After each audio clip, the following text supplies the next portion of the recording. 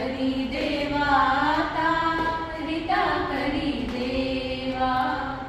रीता करी देवाता रीता करी देवा शारीरिक व्याधी आणि मनाचे ते क्लेश जन्मोजन्मी भोगुनी पुरती पुन्हा शेष शेष क्लेश कर्माचा भाग लावला रीता करी देवाता रीता करी देवा रीता करी देवाता रीता करी देवा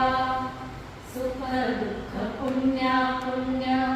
लाभ जया जय मनाशीच निगडित सारे वृत्तीचा